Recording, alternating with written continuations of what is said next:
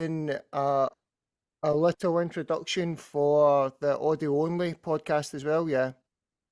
Yeah, sure. I mean, the important thing is that we then have, you give me a video so I can then have the video with the interview to upload on my platforms. Okay, of course, no problem, no problem.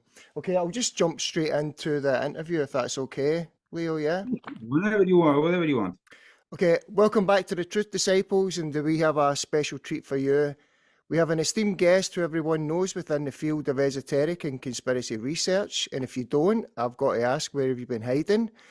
In this episode, we'll be in conversation with Mr. Leo Zagami, an acclaimed author, international speaker, who has published a multitude of books, including the bestseller Pope Francis, The Last Pope, and also The Invisible Master, The Puppeteer's Hidden Power. But he is probably best known for his series of books titled Confessions of an Illuminati, Volumes 1 to 9, which break down the complex world of the secret society known as the Illuminati in all its guises throughout history up until present day. To say Leo has an interesting history would be the understatement of the century.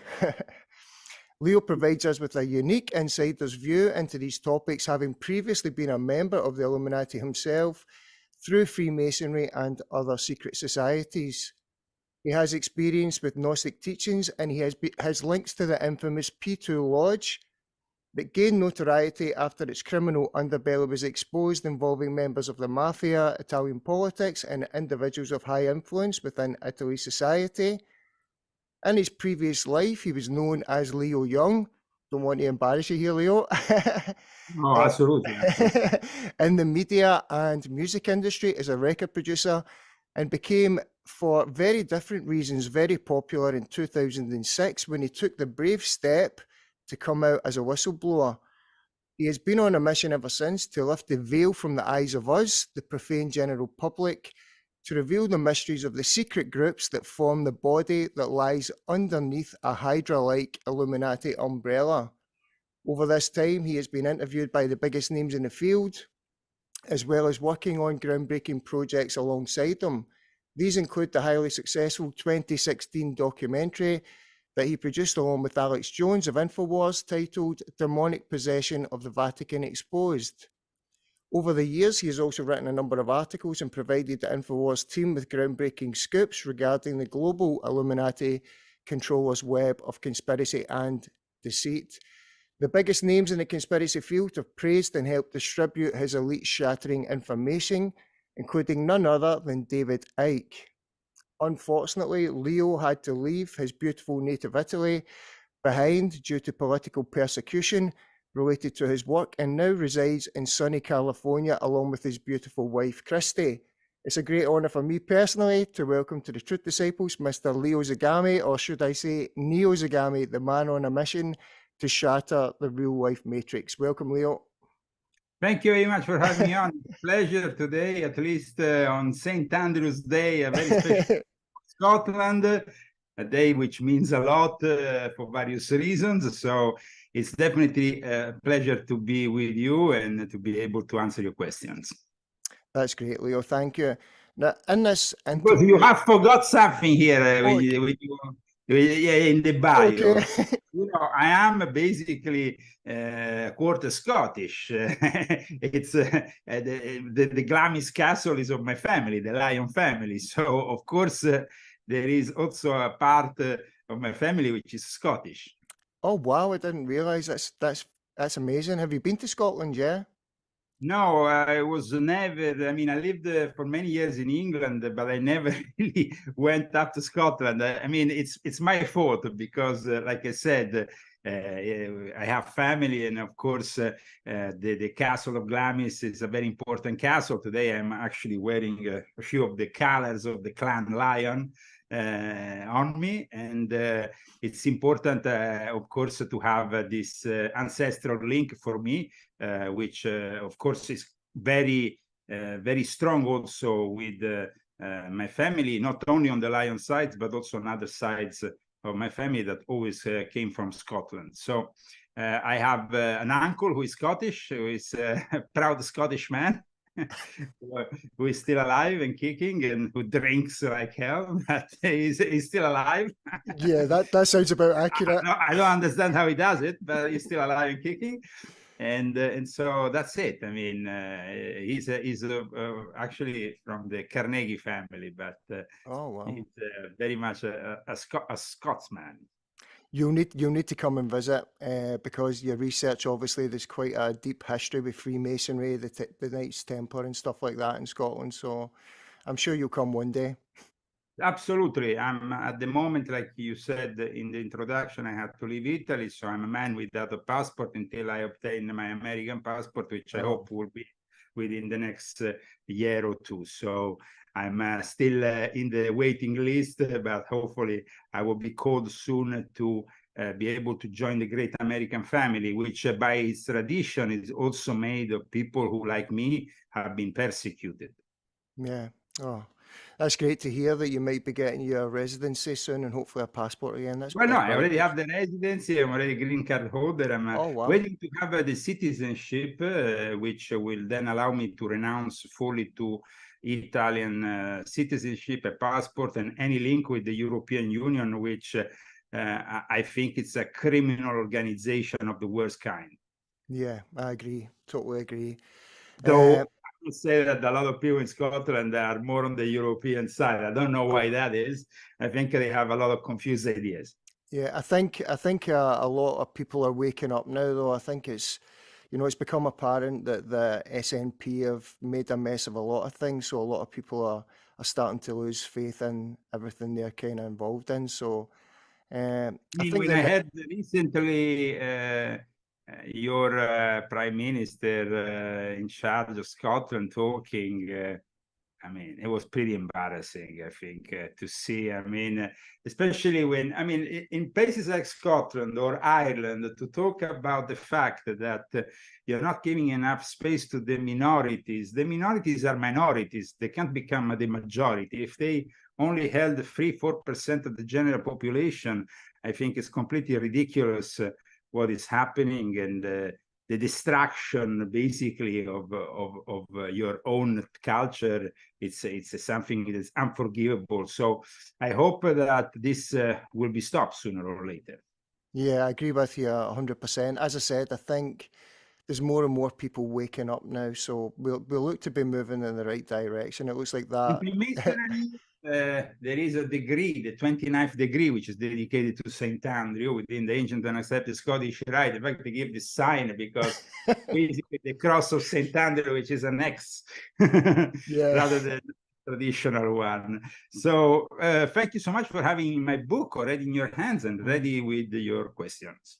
Yeah, I was going to say that for people listening, we will be covering mostly the material that's in volume 9 of Confessions of Illuminati, and I would urge anybody listening to this to get the book because it's an amazing, complex body of work, this, Leo. It really is. Even for myself, who's done a lot of research in these fields over the years, the amount of information in this has blown my mind. Well, I mean, there's a lot of work in my books. I tend to write at least 10 hours a day, and to research the rest of the day. I spent really a lot of time putting together these books, which are not only basically essays, if we want to define them as essays, but they're also partly biographical. They include also my own relation to the subjects which I touch. And this, I tried to do this since volume 1. Now, of course, I arrived to volume 9 and people will say, but I'm left behind. I need to read all the others. Well, I would like to remind them that this book, like volume 8, both of these books, we can say, can be read really without having read the previous books. They kind of live in a dimension of their own. Volume 8, because it's dedicated to the show business, the entertainment world, which I was, as you know, also in my past life, as you mentioned in the bio, involved with as a record producer and DJ for many years. And at the same time, in volume 9, instead, I put together what I think are the 7 steps for a complete understanding of this new world disorder. Yeah. It's a fascinating read. I've read the book twice already, and I'll need to go back multiple times. The amount of information is it's amazing amount of work you've put in. In terms of, can I ask a question before we get into the individual 7 steps about what actually made you, Leo, come out in 2006? Because obviously it was a very brave step to take. What was it that made you, gave you the odds to do that, if you don't mind me asking?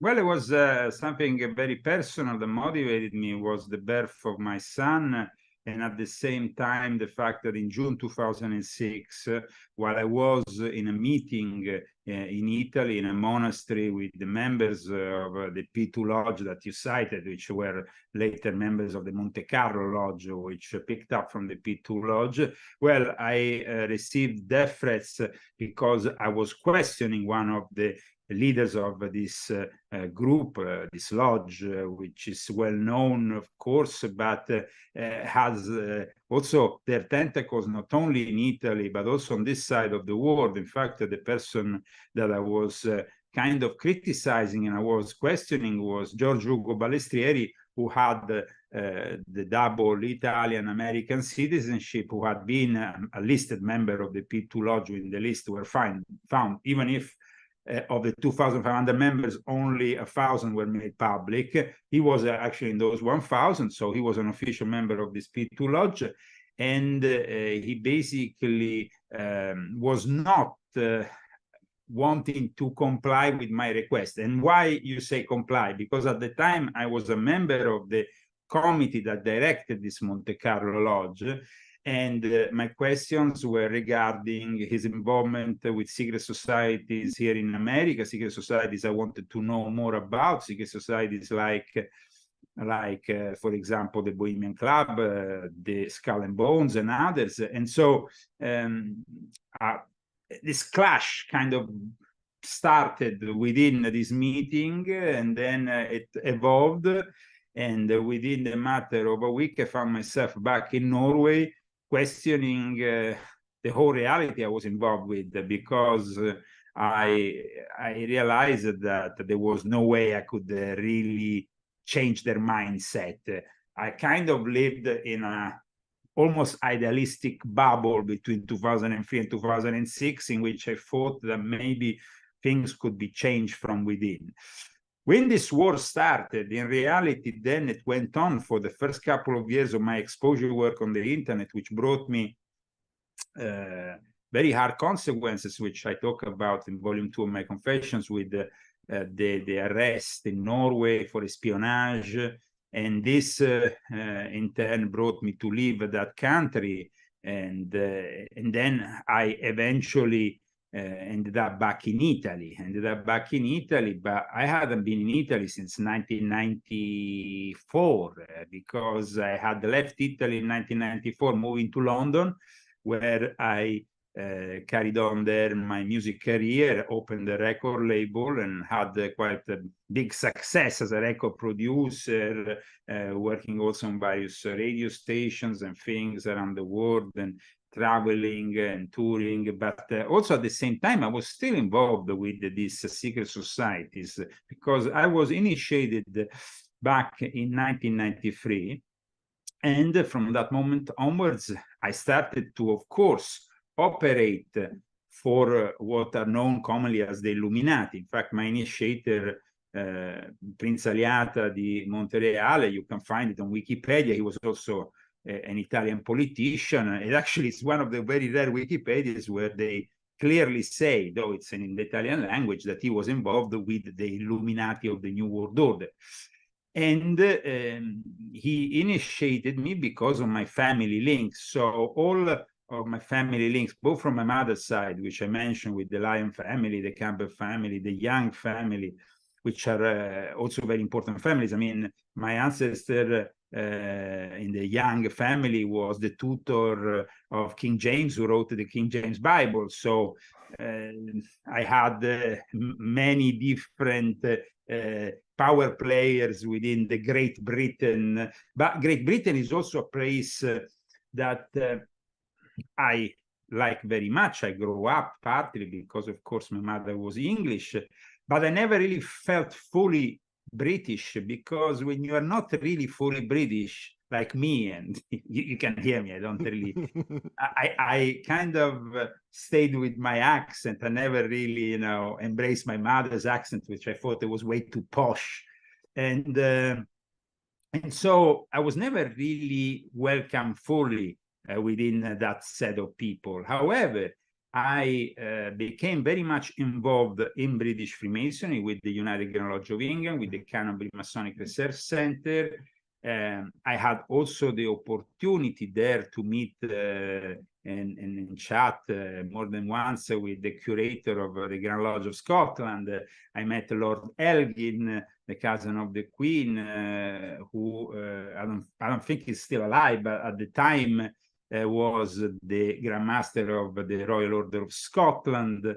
And so I had the opportunity to experience, let's say, the elite of British Freemasonry from a very close bird's eye view. And at the same time, though, my continental upbringing also led me towards continental Freemasonry. And that was the kind of clash that at one point brought me to irregularity, Masonically speaking, in 2005. Aside from my Masonic experiences that evolved also into, at one point, a decision I had to make. Like I said, I started my exposure work, but the clash went on with the Monte Carlo Lodge. It was ongoing.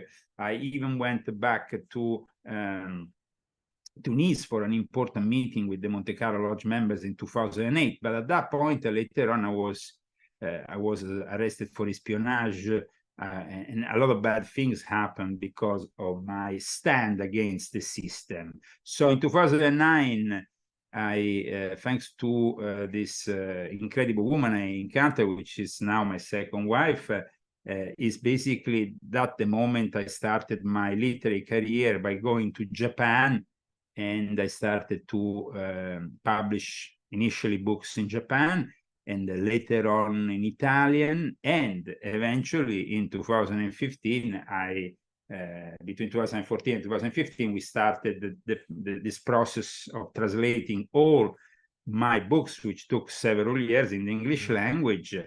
And I came out finally with a publisher here in California, which was a great opportunity that was given to me by the son of Oliver Stone, Sean Stone. And then later on, though, by being in Italy, by being also very active politically with Italians for Trump, which I was the president, an organization which supported Trump actively from his nomination onwards, the only organization outside of the United States with the Italian-American community, and all our connections with Trump. Eventually, of course, Italy being a country which is in the hands of the enemy. I call them the communists, but you can call them the Masso Mafia, because it's a mix of masonry and mafia. Because what people in places like Scotland or England don't understand is really the nature, the mafiosi nature of Italian Freemasonry, which is really very different from the social, open, legitimate, and regular form of Freemasonry that you can find over there.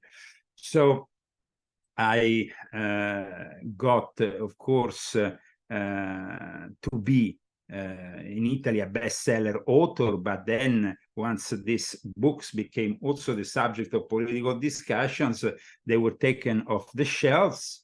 And so in the end, I was forced to leave Italy to avoid being arrested or locked up, which is something they did at the beginning of 2014. And it was a very bad experience.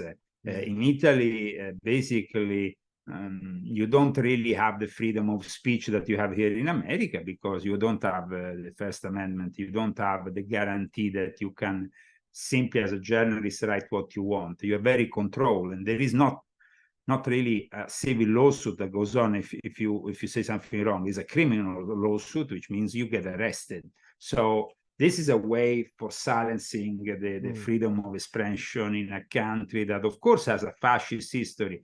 But the problem with it is that during that fascist history, they made some laws And those laws were then kept after the fall of the fascists by the judiciary system, which became predominantly communist and left-wing.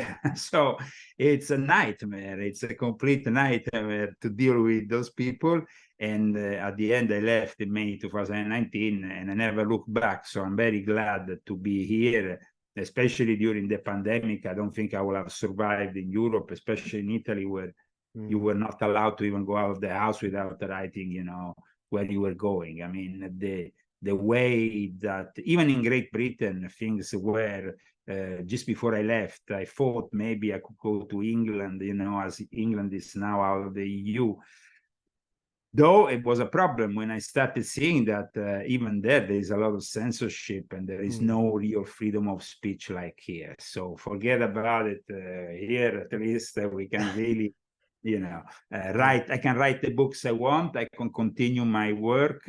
And since I moved here, I published many books. I published Volume 7, which is also another great book, an important book, which I suggest you read, Volume 8, and then, of course, Volume 9. And then I also did Volume 4, Volume 5 while I was here. So, I mean, there is many things that have changed since I moved here, and I feel much more at ease with being able to bring out this information over here. Yeah, fantastic work.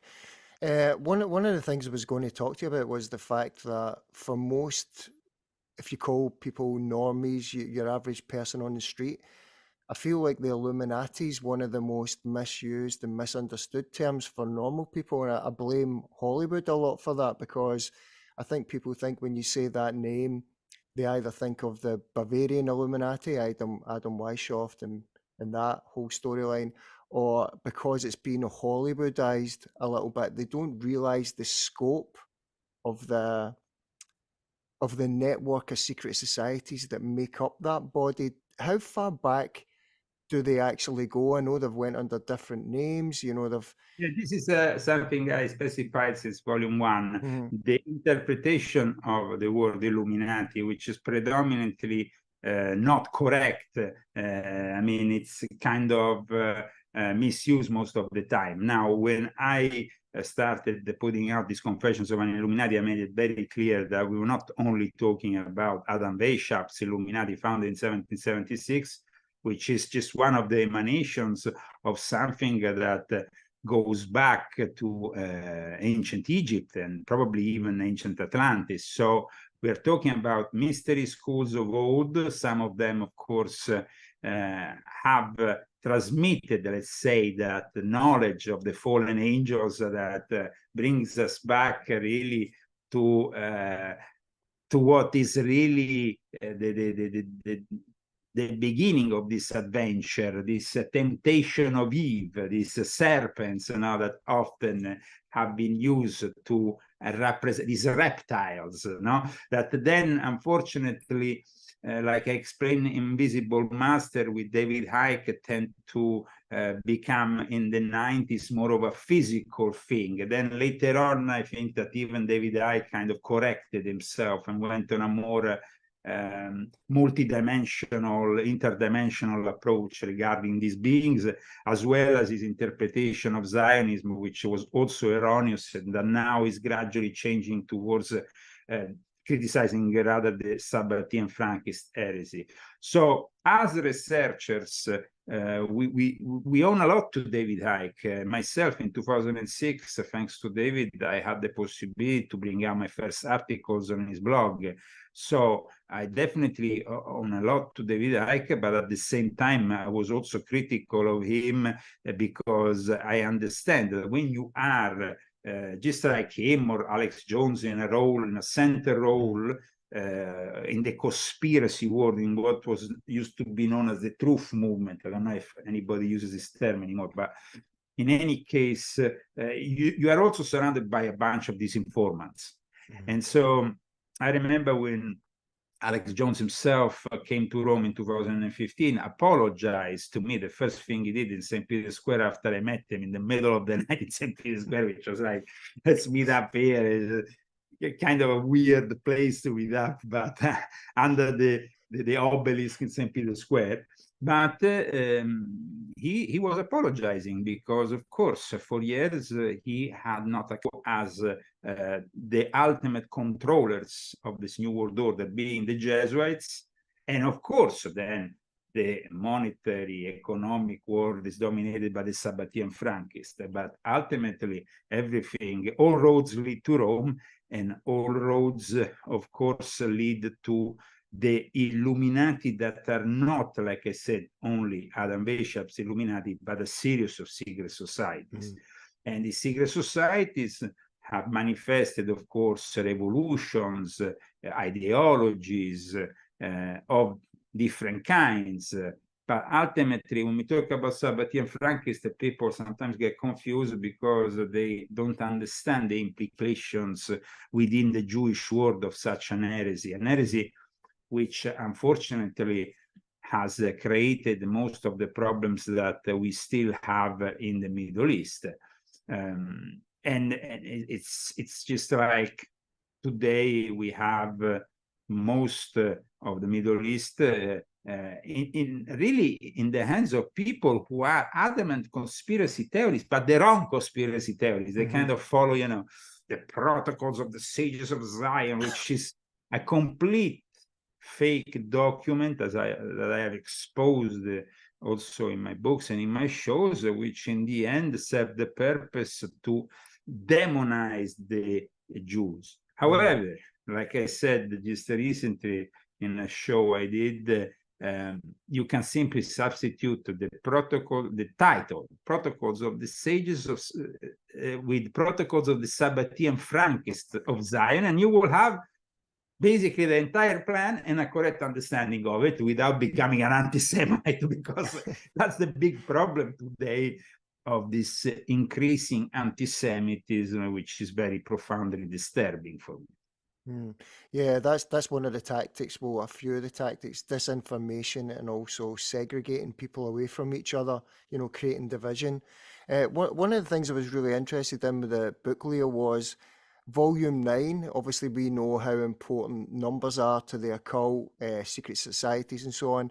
And I love the fact you used 7 chapters or 7 invisible steps in it. Now, obviously, we know from, I know from the research I've done that, you know, you've got the 7 liberal arts and sciences of Masonry, the 7 planets and the angels associated to them, the 7 layers of the auric body, the 7 colours of the rainbow, 7 years for yourselves to regenerate in the body, etc., etc. And the number 9, we see figures like Madame Blavatsky viewing that as a number of completion of a cycle, and a new way of thinking after the completion of that cycle, like a new age. How did you use the numbers 7 specifically in the book for that kind of symbology? Yeah, absolutely. In fact, I explain like these connections also between number 9 and number 7 that you just outlined, and I explained how it was linked to the allegory of Jacob's ladder, which is commonly depicted with 7 steps. Now, these 7 steps are also the 7 spheres of planets, but they can be the 7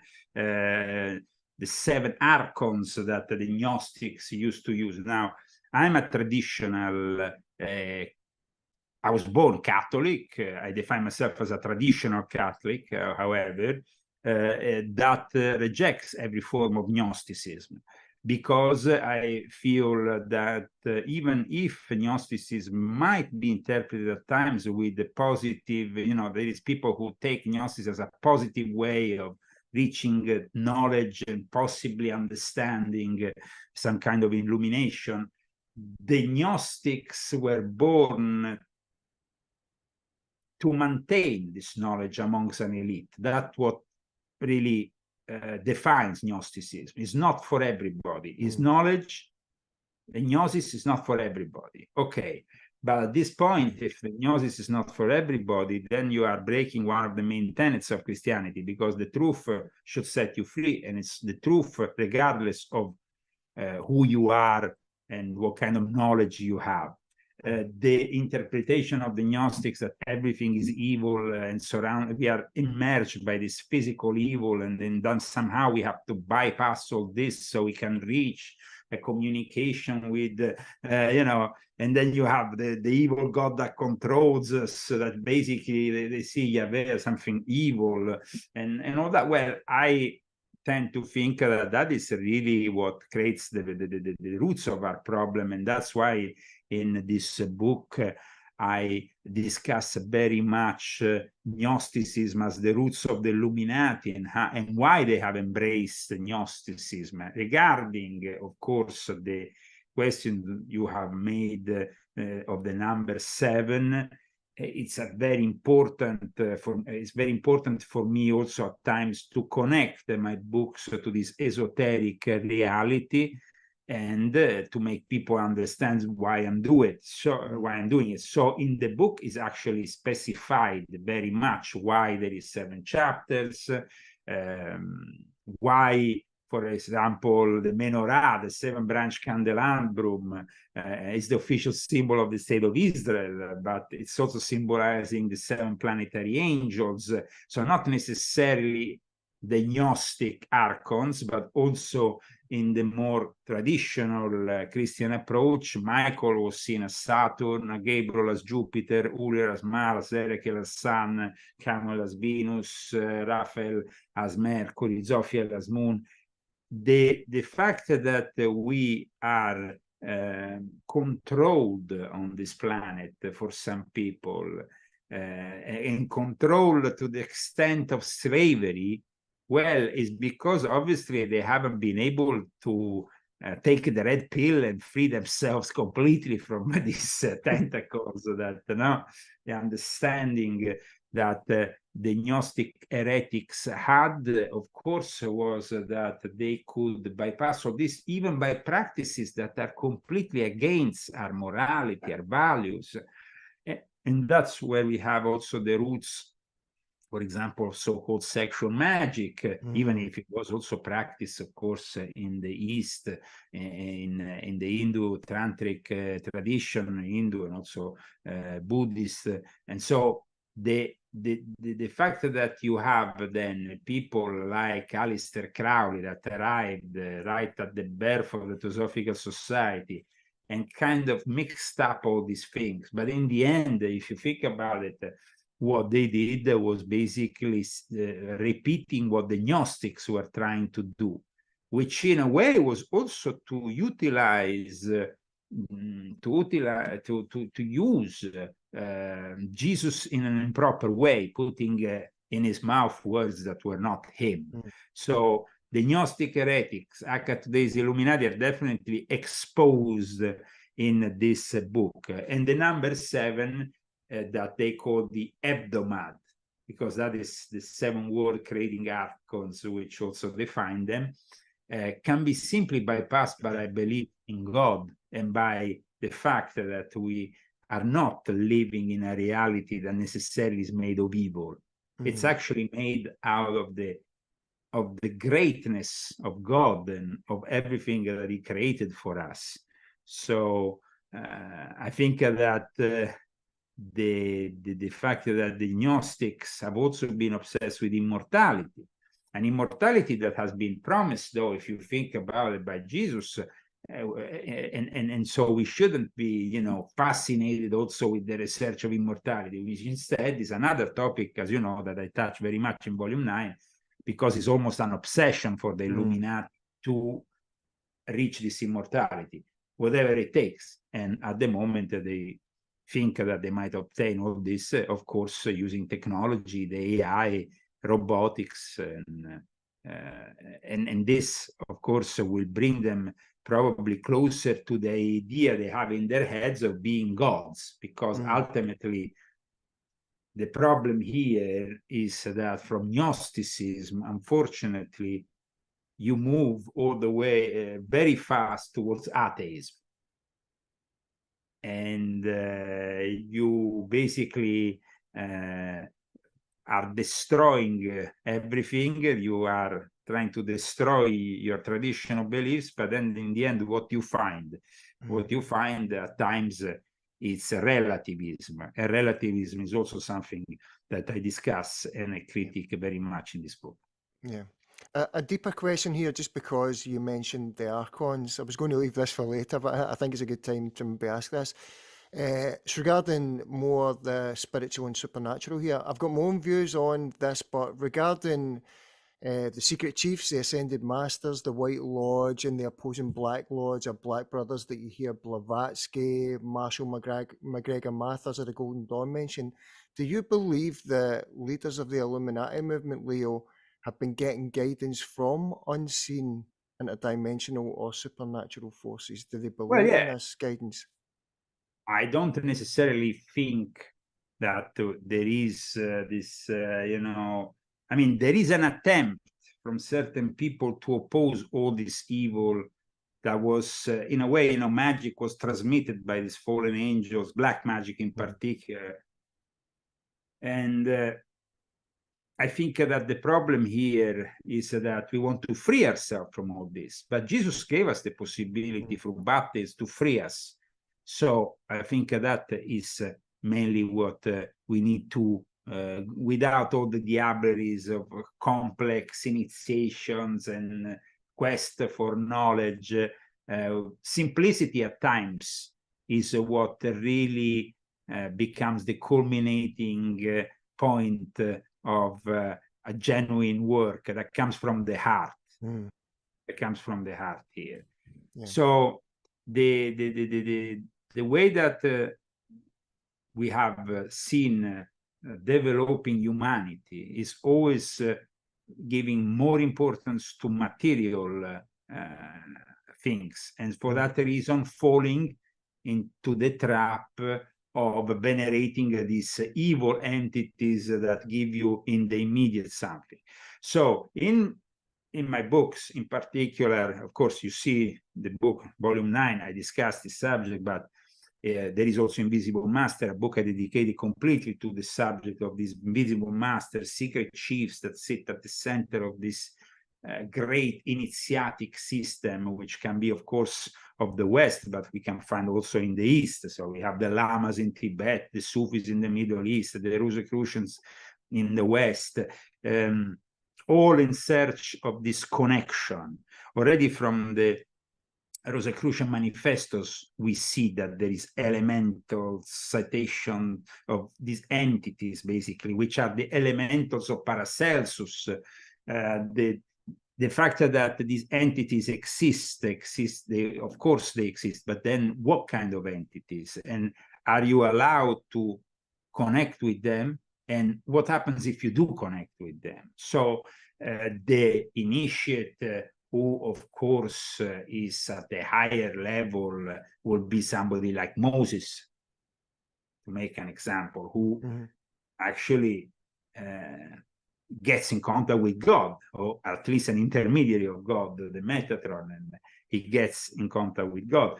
The same can be said for Jesus, but how many false prophets have been in contact with entities who have completely brought their whole current religious sect, even politics at times has dwelled in the occult, as you know, and they have been led astray by those fallen angels who basically have made their job to confuse us, to lead humanity astray, so they can eventually make us sick, which is what is happening to a lot of people, sadly, today, which have been pushed, you know, away from God, and now are left in a society which has the completely wrong values, and they are immersed in materialism, incapable of a connection, real connection with God. So in my 7 steps in this book, which we are discussing now, I try to make people understand what is being planned here, but I also try to give them the keys to understand that there is the possibility of of exiting the matrix, Mm. of going off the grid, of building something new maybe in the next few years that will not be controlled by what I have defined as cyber Satan since volume 6.66, which was the last book I wrote when I was in Italy, which is a book I published actually at the beginning of 2019, which saw a great presentation also within the presentation of The Invisible Master, which was basically the book which I was presenting. But then I also introduced this new book in London with a friend, David William Perry, who invited me to do this conference in London, and it was a great success. I think that it's important for people to understand, though, that the cyber Satan reality, which I started to present back then, now has fully developed and is actually discussed almost as a normal thing by the mainstream media, saying, oh, the dangers of the AI, this and that. I have discussed all this, and I continue to discuss all this in volume 9, as you know, bring it to the next level, the quantum computer reality, the ultimate cyber Satan, Prince of Darkness, that will manifest now that we are letting this whole thing develop, which is, of course, still in the hands of humans, but for how long before it's not going to be any longer in the hands of humans, and it's going to be completely independent at that point, and will develop into a monstrosity that will bring us, at least that's how I see it, to the mark of the beast, and force us into the mark of the beast. Yeah. In chapter 1, you describe transhumanism as biological alchemy, which I think is really an excellent way of putting it, Leo. Now, it's obvious that the race for immortality is in full pace at the moment for the elites, but these transhumanistic technologies that I see being developed, I don't believe it's possible for our consciousness to be uploaded. I think this is for something else far more sinister. I kind of look at it as like we as humans are digging our own graves making these technologies. What are the main dangers you see? I think that you're saying the right thing, but I think the answer can be actually found in the past question that you gave me, when you said, do these entities really exist and what they are?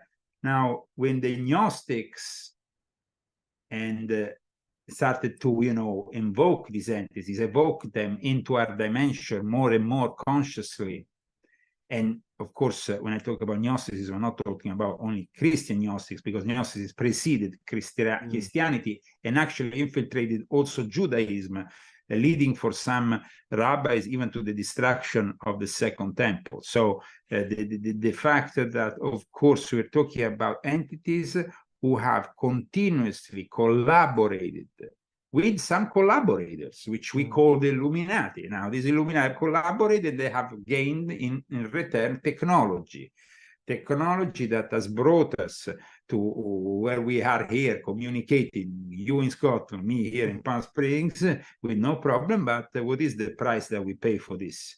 I mean, we know that everything that is given to us has always a price. When people 15 years ago started to go on Facebook more and more, 15, 17 years ago, more and more.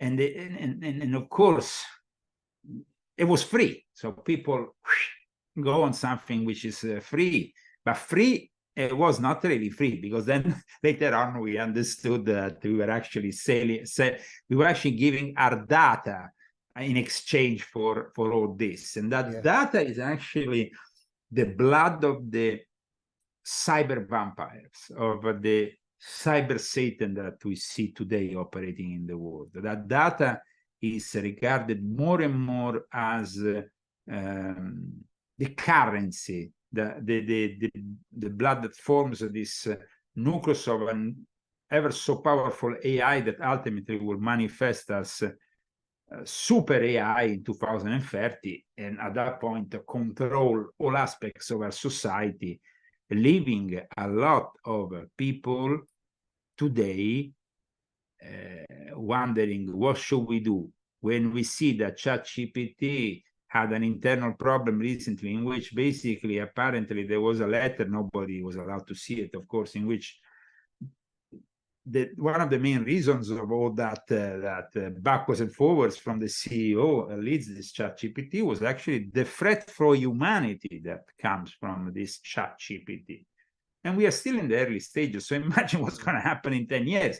So, I mean, the threat for humanity, the genie that comes out of of the lamp, and eventually it's very difficult to put back this genie in the lamp, almost impossible. And so in volume 9, I try to explain how this is a process that started centuries ago. It's a process that has, like you said, linked to alchemy, biological alchemy, linked to what is the transformation of man into something different. Now, for the Illuminati, and the modern Illuminati existed, they're not just a fantasy. And in this book, I've proven that, I mean, beyond doubt. I mean, I showed photos, documents. I just say, okay, you don't believe me? Here it is. At that point, though, when you see this modern Illuminati, you wonder, what do they do in their lives? I mean, what is their job? What are they trying to achieve? In the case of course, I cite the document published by a certain Dr. Nicholas Laus, who himself started also his own UR Illuminati, actually in Great Britain, in London, with the support of the British aristocracy.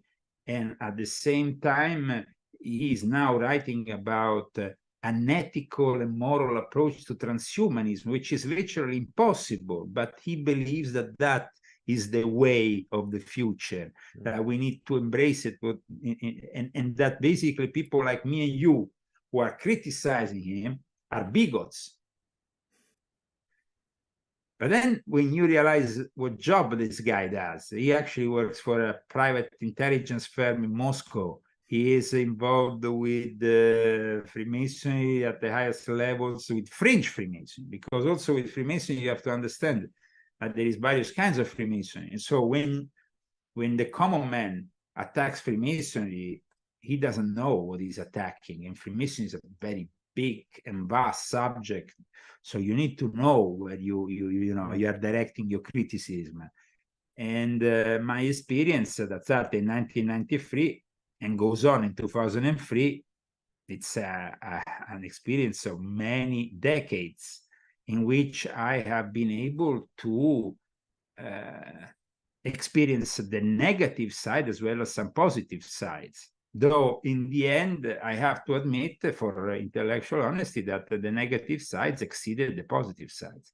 So that's why I currently have suspended my Masonic activities, which started again in Italy when I moved there, when I started to invite people and gathered them together. And eventually in 2012, I reawakened that order which I had founded in Monte Carlo, the Order Illuminatorum Universalis, with an official reawakening charter. And then from that moment onwards, after recording us, because in Italy, with the laws after the P2, you have to be recorded officially. If you practice this kind of things, you have to have an official, let's say, legal entity as an association. And so after all these bureaucratic things, but we started again reawakening what I consider to be a Christian form of Freemasonry, which wasn't practiced for a long time. And I tried to see if it might actually bring some people, some Freemasons on the right path. It worked out to a certain extent, and I must say there is still people also at the European level, which I'm still in contact with, like General Bartolomeo Savoio, for example, who appreciate very much the work that we did to put together Christians within a Christian Masonic rite. But then, of course, when I saw all the negative, all they were trying to sabotage me left, right, and center, infiltrating my lodges and all the rest, I understood that I was still just like in the period between 2003 and 2006, where I was maybe in my naivety thinking I could ideologically move things around within this reality. No, I understood in the end, for the moment, at least in Europe, it was impossible for me to fight this war, especially within Freemasonry, because these people are completely now being drawn towards the dark side. They are embracing the dark side because they're embracing the idea that they can put together a one world religion, that they can put together a one world government. And if you ask them why you are disintegrating, destroying the sovereignty of not only of the individuals, but of entire countries, they just simply say, well, the technology that we have today, it will not permit to us to do things differently. And so is the technology the primal problem? And that is what I am addressing. And in volume 9, I make it very clear what are the implications. And in volume 9, as you know, I dedicated a whole chapter also on the subject of Jesus and the way that Freemasonry and the Illuminati have distorted this teaching, embraced Gnosticism, created neo-Gnosticism through Spiritism, which is in itself an abomination, because the Joel Doniel church that sprang out in 1888 out of what was the headquarters of the Theosophical Society, that then involved people like Gerard Dencous, the Martinists, and all that. But let's see what these people did. I mean, these people were also behind another of those monstrosities of disinformation, which we cited at the beginning of the show, which is the Protocol of the Sages of Zion. So, I mean, it's like we are living in times of great confusion, of great chaos. Crowley would call it the Coron zone, because he himself, like I explained in volume 8, went to the desert, the Algerian desert, to evoke this demon and literally open the gates of hell from that moment onwards. And from the moment in which then he not only opened the gates of hell in 1908, but he then also had opened the gates of hell in a way in 1904, because it was in 1904 that he went to Egypt to try to communicate with these invisible masters, these secret chiefs. So when you told me, do they exist? Well, in Scotland, we had Aleister Crowley going to Boleskine and doing the magic of Abramelin the Magi. I don't think that he was just wasting his time. He was doing something very sinister. And I think that the traces of that sinister behavior are still left there on the shores of what is the Loch Ness lake, and what is basically also incredibly a cursed place, because it kept on going on fire in the last few years. I think now there's almost nothing left there. They kept rebuilding it, and then it went, because it's a cursed place. The entities that he was trying to evoke were so sinister, so terrible. It was not 1908, it was 1909, sorry, the evocation he did in Algeria, in a place called Bou Sada. That was the place, and it was actually December 1909. But what happened later was that he started, because up until that moment, he really didn't give much importance to this book of the law, which he had received in 1904. For the people who don't know it, I need to do a little brief summary of what happened in 1904. Crowley basically went to Boleskine, started this magic of Abramelin the Mage, interrupted it to go on a honeymoon with his newly wedded wife, ended up in the Great Pyramid, started to evoke this invocation of the boneless one, which he had translated the year before. He had printed with the MacGregor Matters, the head of the Golden Dawn, his mentor.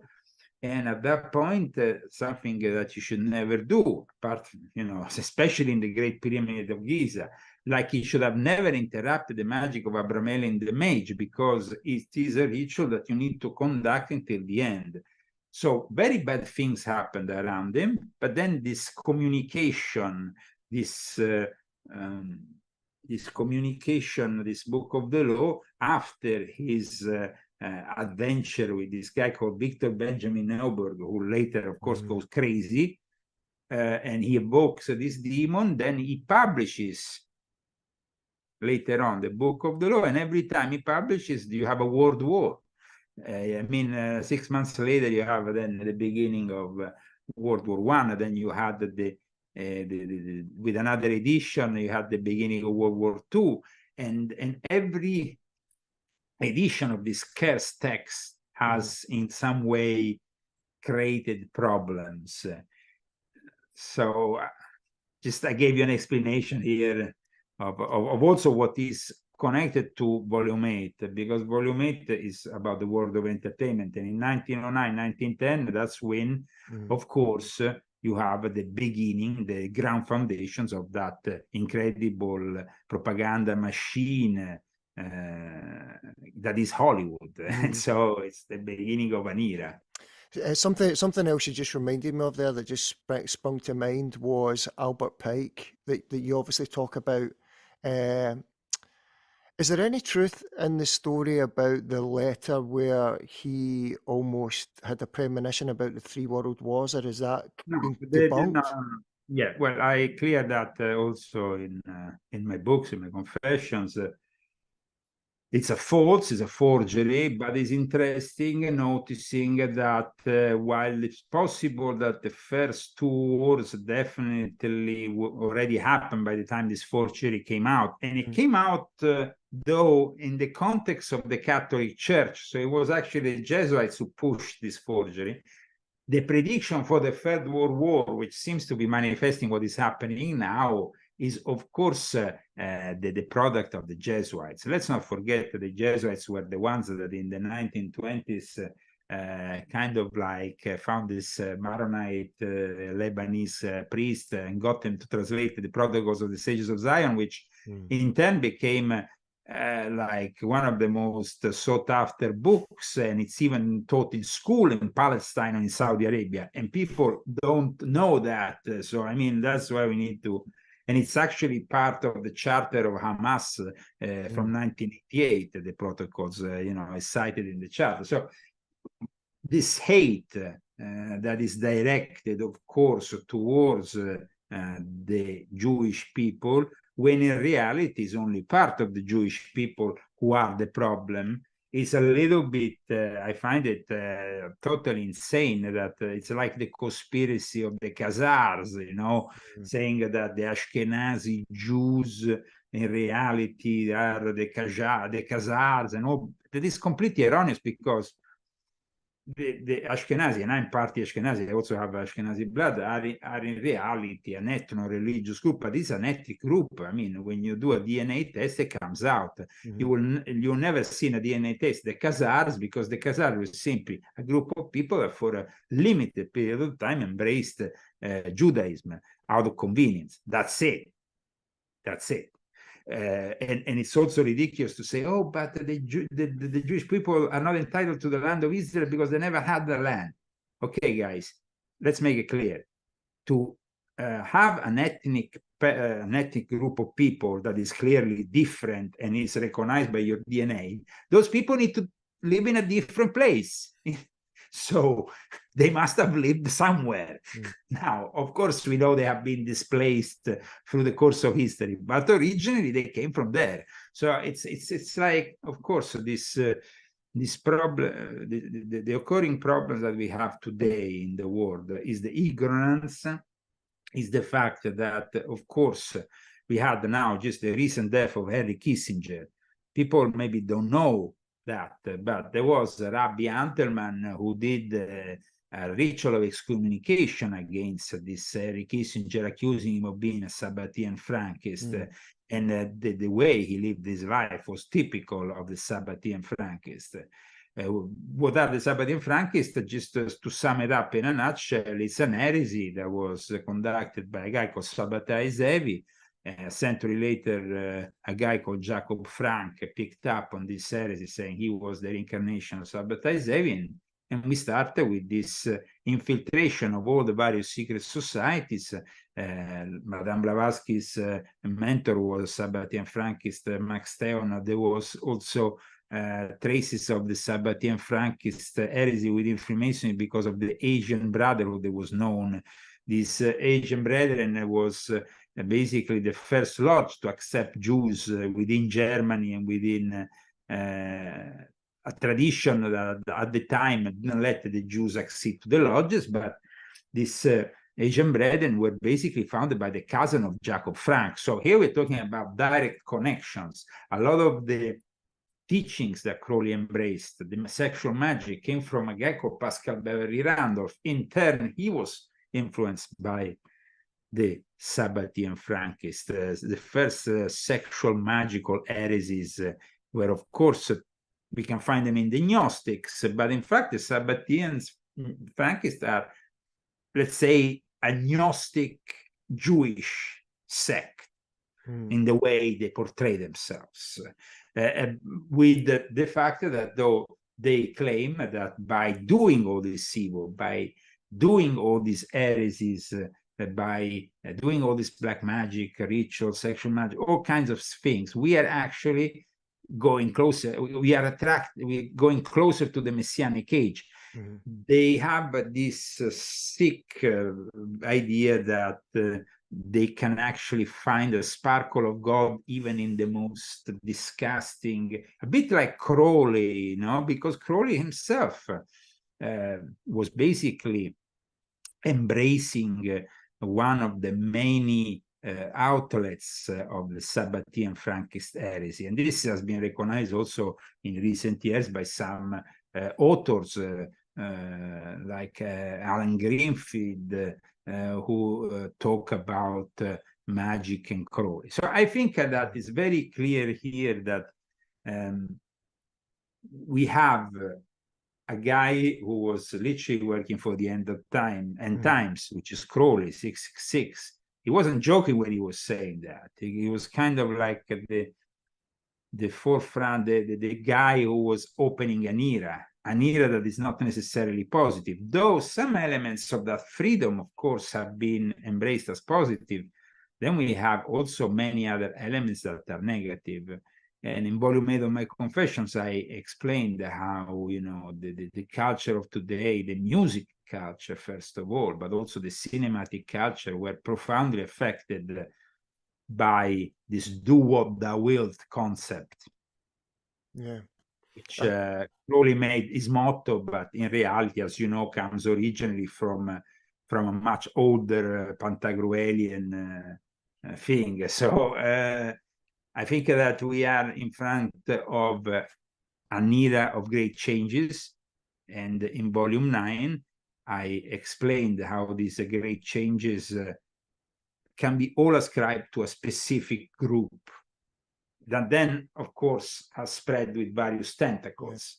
Yeah. I think one of the most valuable things of about Volume 9 is that it shows the reader the long game here. If we talk about the magical footprints all over everything that's going on just now, even like in Ukraine, we've got chaos magicians and satanic groups supporting the Ukraine agenda and conducting mass organized rituals.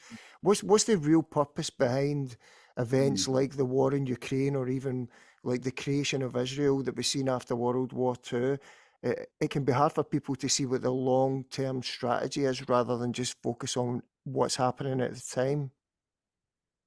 Well, we talked about the Gnostics, and we can clearly say that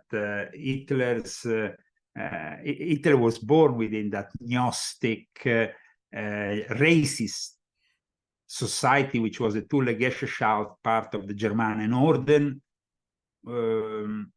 we can clearly say that Hitler was very much acquainted with Gnosticism, with occultism. He himself became immersed in them. And of course, then you had Rudolf Hess, which developed them even further with the SS and Wewelsburg Castle, in which there was definitely an attempt to have a direct contact with these entities that in some way they were recognized as presiding over the secret chiefs of Nazism. Nazism was definitely something that would have never developed without theosophy. Without the German branch of theosophy, the German-Austrian branch of theosophy, with people like Franz Hartmann. And later on, of course, you had Liebenfels, you have all the people who developed Arianism and who led, unfortunately, to all those crazy ideas that, unfortunately, then brought us to the Holocaust. Because, but like Rabbi Antelman said, Hitler himself was a product of a Sabbatean Frankist sex act done in a specific context, because he was not only Jewish by blood, had elements of Jewish ancestry, but he actually was produced as Rabbi Antelman said, within a ritual that apparently took place in 1888. Wow. In terms of what went on during World War II, one of the things that triggered in my mind was you talked about the Italian UFO crash of 1933, and you talked also about the AI Trojan horse that we're encountering now. Now, the timing of both of these things is really curious. You see the Italian UFO crash in 1933, we see the advanced technology of the Nazis during World War II, and now we're seeing this explosion in AI and everything that's came since the Roswell incident as well, the way technology's exploded. What's your thoughts on what's actually going on here with this explosion in technology since these events, Leo? I already, in this is volume 9, of course, but before volume 9, I touched on this subject on volume 7. In volume 7, which is a book that basically is from the Occult Roots of the Great Reset to the Populist Roots of the Great Reject, but is actually bringing us deep into also the connection between the Nazis, the Theosophists, and what happened, because in the end we have somebody like Klaus Schwab, who is the ultimate product of all that, with its fourth industrial revolution, which is rather to be interpreted as the Fourth Reich. And so the fact that, like I said in volume 7, in the 1950s, immediately after Roswell, they called all these brilliant minds, of course, the military industrial complex called them, to then start to elaborate the artificial intelligence was already something that, like I said, I pointed out in volume 7, where I also discuss about the Ahrimanic nature of the AI and all that. Having said that, in volume 9, I go one step further, also because of the latest revelation of David Grush, of what has happened in this 2023, that has been definitely a pivotal year, an incredible year when it comes down to UFO, the UAP, as they call them now, revelation. And I explain once again how this Trojan horse, this artificial intelligence, is part of the Trojan horse of reverse engineering that was given to us, and that I started, like I said, talking about in volume 7, but this time I fully develop in volume 9, where I explain all the implications also of this Trojan horse. That means that this technology, I show, as you know, also some documents regarding the Magenta accident in Italy. I explain how the Vatican helped then bringing this UFO to America. And then later on, also the Roswell crash, which also brought us further technological developments. That is the big problem here that we are having also with the American Congress and with the discussions that they're having at the moment. The fact that they seem to be able to reach a certain level, and then after, no, that's it. They are not authorized. Even, and this happened like 3 days ago. I was watching one of these politicians involved in the disclosure who said that he's not capable of reaching further conclusion because he's like blocked, from this system, which is basically the military industrial complex, but also there is something sinister at work that we have commonly referred to as the deep state in recent years, but it is a reality that was depicted in the form of fiction by the X-Files that over and over again kind of gave us clues to, and at times, fiction is actually either predictive programming or things that in some way Hollywood wants to release in the open because they are allowed to do so at that moment. So like I explained also in volume 8.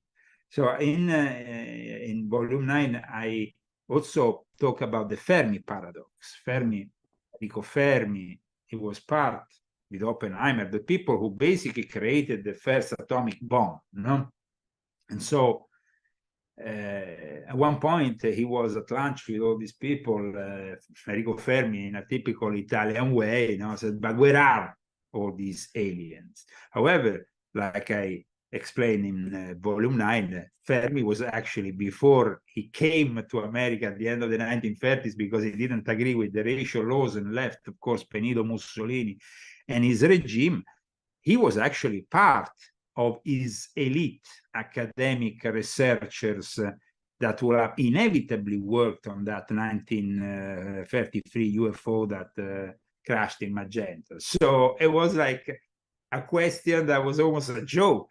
And the Fermi paradox should be interpreted as a joke more than a paradox. How do you see David Grush? What did you make of him during the congressional hearings? I think that it's important to understand that this guy is very well versed in the art of psyop, psychological operation, manipulation of the information. He's not just talking,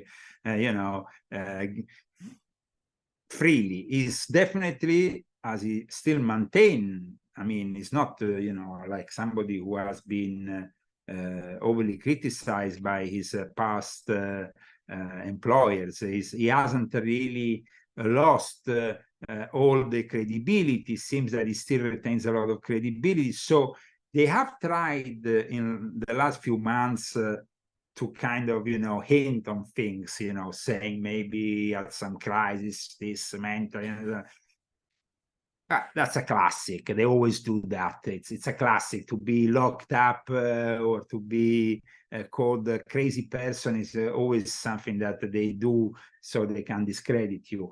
I think that there is definitely some truth that is bringing out, but it is, like I explained in this book, within the time frame and the timeline of a very specific disclosure, which is taking place with the people on top knowing exactly what they're doing.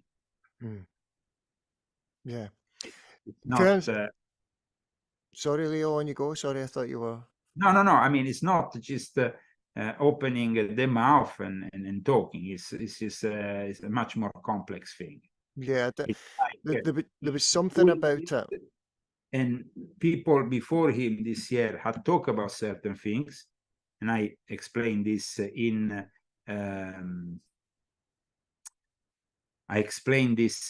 my book. There was actually a guy who came up with some very important revelations, a member of the Royal Astronomical Society, which has come up with certain important things that should be looked into, but nobody really, looks into it. And so the people say, but who are you talking about? It's a guy called Rees, Martin Rees, and I think that what we need to understand is that what was said by him within a more scientific frame it's very important for us because he said that actually we should look into Martin Rees. I mean, he's a member also of the House of Lords in the United Kingdom, so he's not just like a guy who talks out of his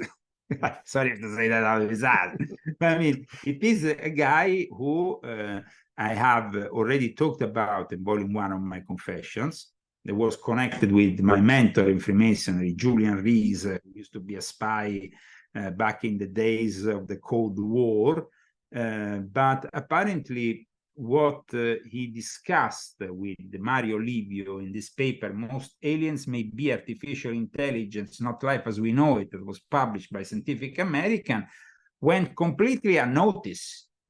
And it came out on the 1st of June, 2023, just a few days before David Grush started with his bombastic thing. So maybe we should have a closer look at that rather than immersing ourselves into David Grush, which, I mean, might have said a lot of truths, but definitely it is controlled truth. So what kind of that is controlled? Yeah, no, I totally agree with that. As we see all these technologies and things that we're dealing with at the moment, one of the things that you broke down really well was the Faustian bargain and how that's changed. You know, how the Illuminati, how the Gnostic kind of mindset behind the Illuminati have changed the story of the Faustian bargain. Why do you think they've reimagined that story? What's going on there with them in terms of that?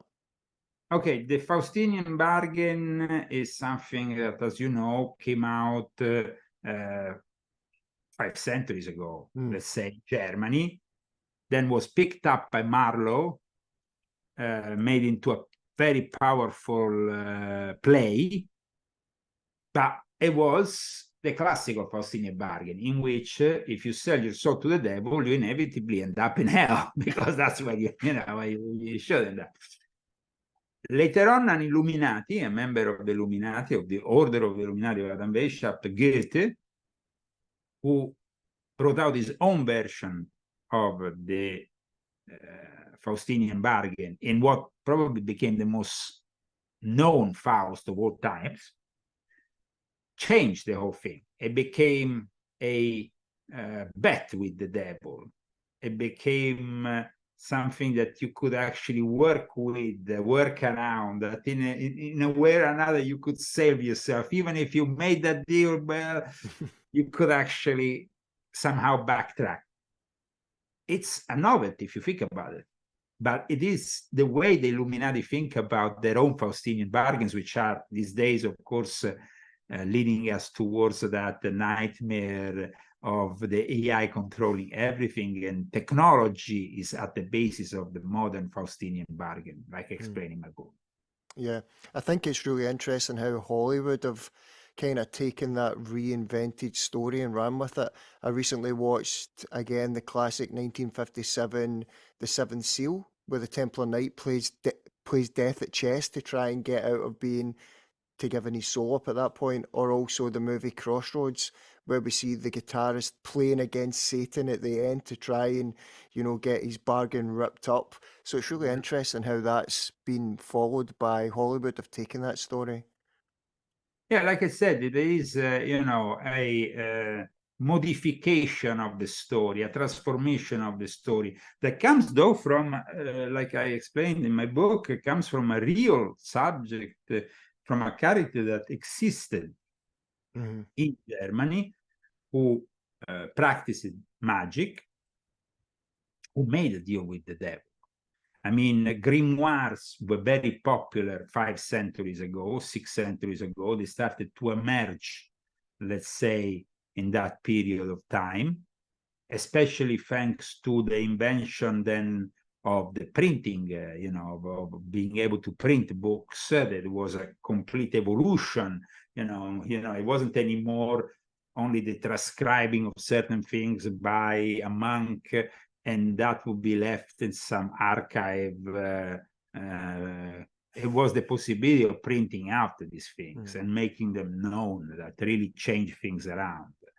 So the printing of the first book. It's something that happened. As you know, I was living in Italy before I came here to America, and I was actually living in Subiaco.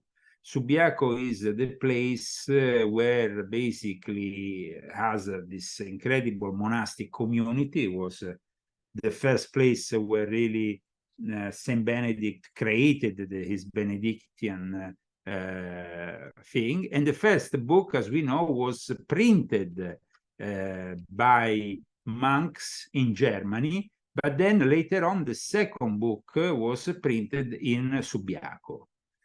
So it was a work of the 4th century writer Aelius Donatus. It has not been preserved, unfortunately, and it was followed then by Cicero's 1st century BC work, De Oratore, printed in Subiaco in 1465. But like I said, the fact that you were starting to print books that could go at that point, you know, you can print 50 of them. 40 can be taken under your control and scrutiny because you can maybe number them. You know, I have books here that are numbered by the monks that maybe, you know, made a limited edition of something. I remember I have one copy here I can show you, but you can't control all the books. Once they are printed, you have let the, like we go back to the subject of letting the genie out of the bottle. The book, once it's out, is out. That's why I always invite people to actually purchase the paper rather than the digital format, because I don't believe the digital format will leave any trace. At one point, we could leave behind the digital desert, when instead the books in the paper form can be still physical and they can retain their importance also in the future, when everything that is in the digital world will be controlled increasingly by the AI. I mean, it's already increasingly controlled by the AI.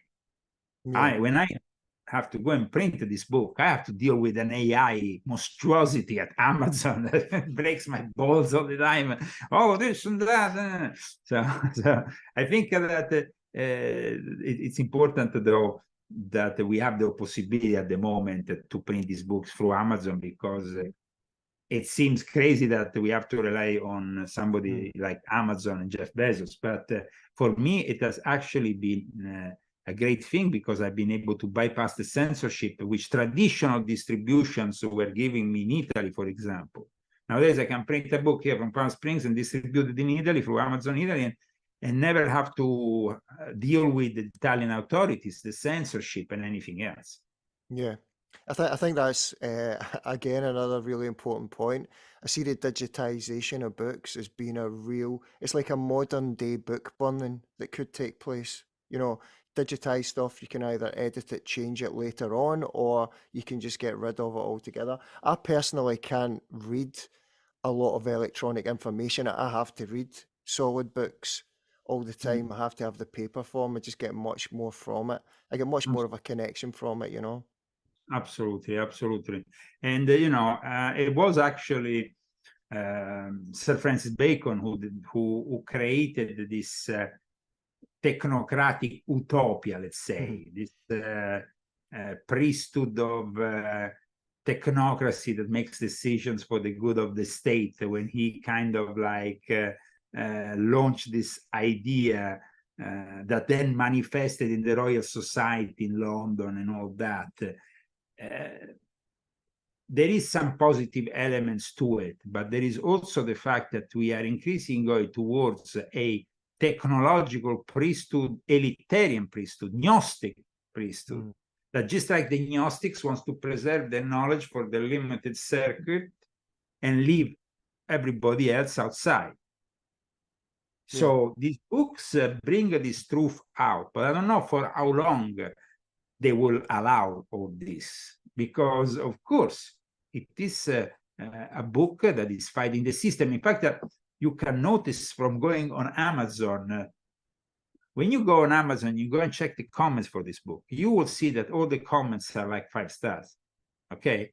But then the book has 4 stars or something like that, because at one point, right at the beginning, when I just came out after 2 days without any comments, there was some negative stars inserted in a way, comments that you can't view, that is actually the AI that is generating without the comments.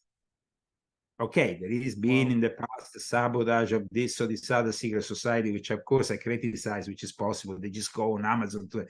But in the case of Volume 9, it was something weird that happened, because it was almost like the AI knew I was, you know, and so they didn't want to leave this book with their 5 stars, you know, great people, and you can see many comments of appreciation. They wanted to push the negative side of things. Yeah, that's really interesting. I think because there's so many damaging subjects in the book for the Illuminati and the controllers who are trying to roll all these things Well, out. like, you know, as soon as I posted, as soon as I came out and I posted the book on my Facebook, suddenly on the comments on my Facebook, people I never saw before, who were not my friends, started to criticize a book that they didn't even read, with all kinds of forms of criticism. And I was like, and they were like, not just normal people, they were like professors from the academic world, the things that came, you know, and started to sentence this and that. And I was like, whoa, it's like I must have hit the needle in the how you say, in the coffin, no, the nail in the coffin, the proverbial nail. Yeah, something happened there, because this never happened before. So I want to thank you, because of course we have probably maybe more interviews to do in the future, because I see that you have a lot of interest in these subjects, and I'm sure that we can maybe follow up in the future. In the meantime, though, I want to thank your audience for giving me this possibility today. And happy St. Andrew's Day in Scotland. Probably by the time this is broadcast, it will be another day. But in any case, I'm looking forward also to put out this interview celebrating Scotland and Scottish ancestry, and by putting them on all my platforms, including Band.video. Brilliant. One last question, Leo, just to finish up, if you don't mind.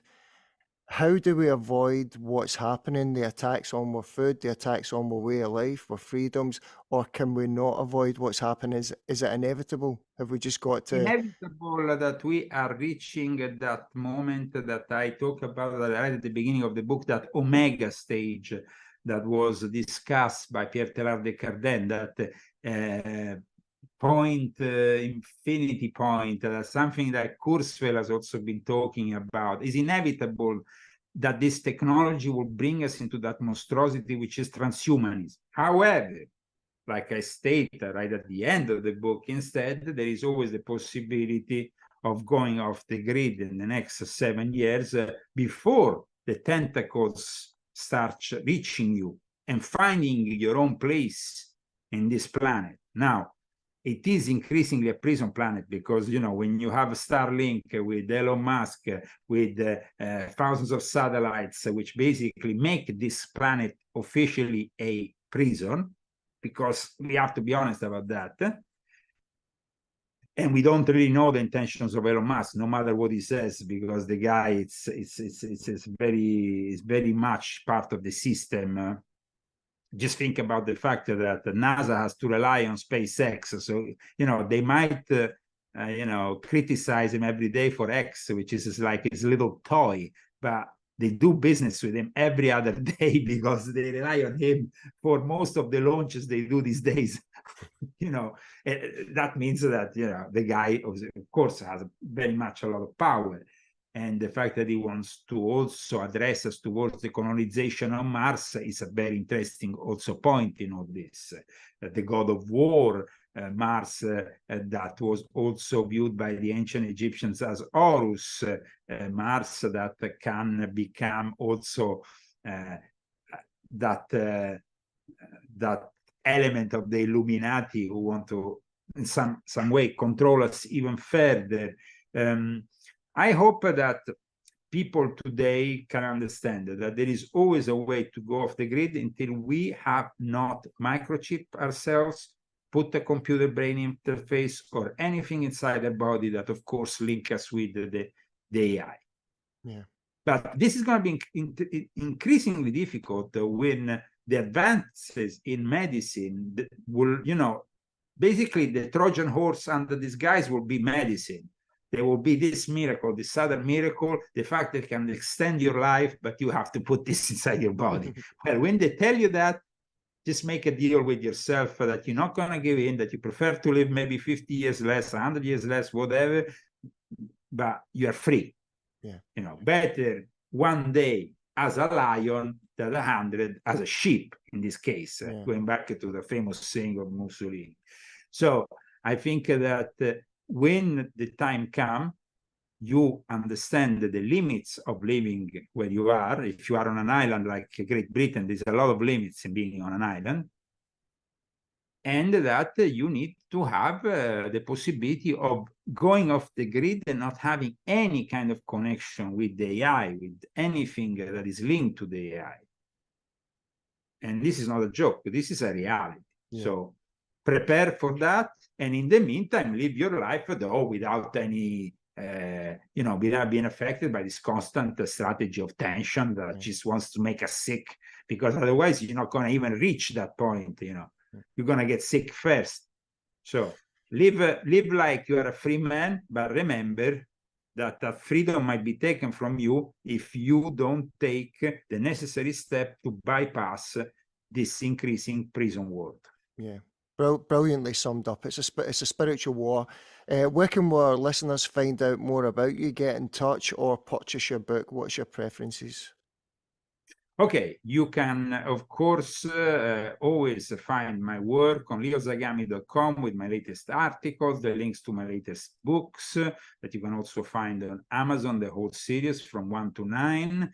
And that's it. I mean, I hope that people today have appreciated scratching the surface of a book that, as you know, is many pages, is 500 and almost 570, almost 600 pages. So I hope that people appreciate that we only scratch the surface. There is much more to learn from reading the actual book, which is what I suggest.